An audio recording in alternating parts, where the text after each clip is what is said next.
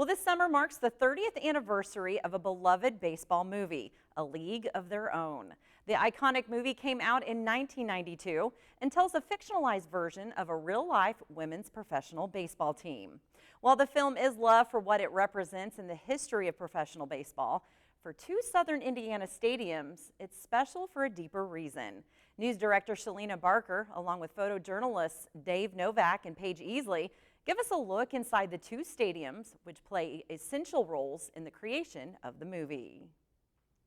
In the town of Huntingburg, Indiana, sports are more than just a fun pastime. It's a way of life. Huntingburg is home to the Southridge Raiders, who are a perennial favorite in football and in baseball. The team often plays right here at League Stadium, which is also home to the Du Bois County Bombers, a summer collegiate baseball team.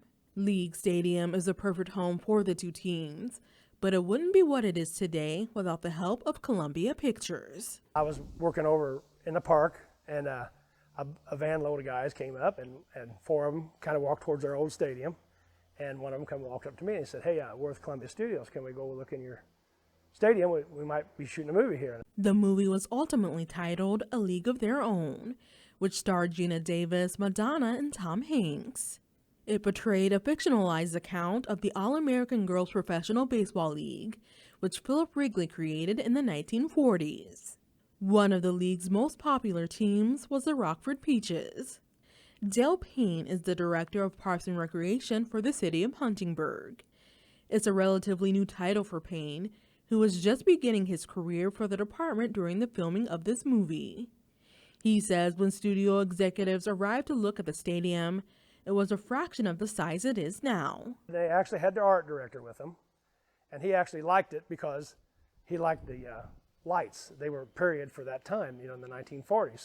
So he liked it, and they were in here for, I'd say, half hour, 45 minutes or whatever, and then they came back out and got in the van, and the one that talked to me stopped by and said, "Well, our art director likes it, and he's going to talk to Penny Marshall, and she's probably going to come up sometime next week. If she likes it, we're probably going to build you a stadium." The original League Stadium was built in 1894. It was used for a variety of activities outside of baseball, including horse racing and even hosting the county fair. Columbia Pictures spent $800,000 to expand the stadium and install decor that would look closer to the time period of the movie.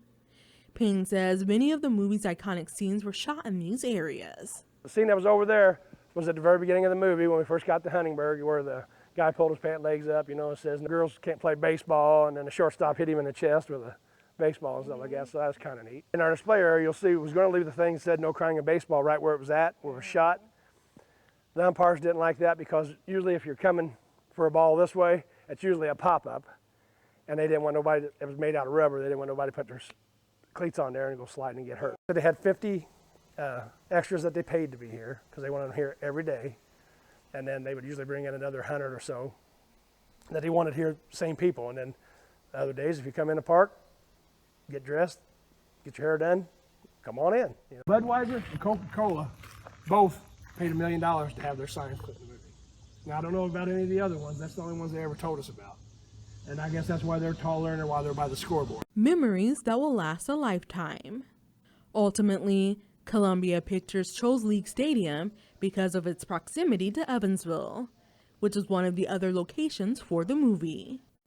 While many scenes were filmed at League Stadium, others were filmed at Bosse Field. Bosse Field opened in 1915 and was the first municipally owned sports facility in the country. When it comes to age, only Fenway Park in Boston and Wrigley Field in Chicago are older. Like League Stadium, the remnants of the movie are ingrained in the stadium. We're quite proud of the heritage. Tom Hanks was on a podcast this last summer, and he was asked his favorite movie location, and his favorite movie was A League of Their Own, and it was Evansville, Indiana. And he liked it because he got to play baseball, and he had his family here, and they ate lunch at Burger King and had dinner at Dairy Queen. Mayor Winicky says he hopes to use the movie as a stepping stone for an even bigger opportunity. It's one that would be a major milestone, not just for Evansville and southern Indiana, but the entire state, bringing a Major League Baseball game to the Hoosier State for the first time in history. The effort to attract a Major League Baseball game to Evansville really started after watching the Field of Dreams game last year. And we as a community thought, you know, let's try to get this. So I made an outreach to Don Mattingly, manager of the Miami Marlins, Evansville native, former New York Yankee great, and I asked him for a contact. He, the next day, calls back with a contact, and we started communicating. The MLB was on board with making this dream a reality and greenlit the move in May. Winicky is scheduled for a meeting with the MLB's chief operating officer this fall. Despite this, the potential MLB game is not set in stone, as many communities are vying for an opportunity.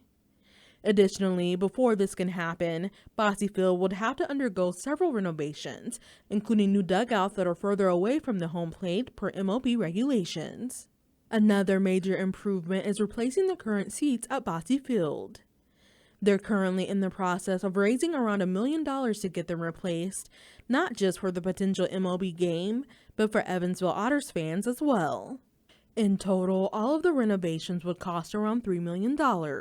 It's a price Winicky says is worth it. We think a game here, with the premise sort of being built around the movie just as the foundation, would be a great platform from which to honor women in athletics. Bringing the MLB to Bosse Field will also be good news for League Stadium. When you have that, you're going to get people coming in to Evansville to see that. And then people are going to find out that Huntingburg also had part of it.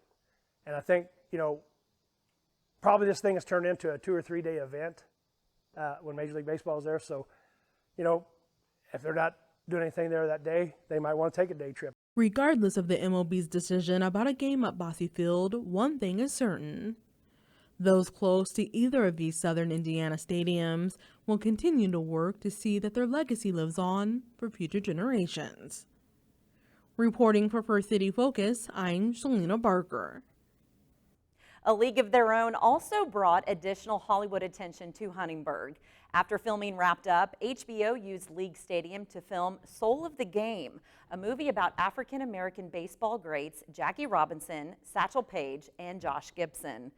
At one point, Disney even considered using the stadium for a remake of Angels in the Outfield.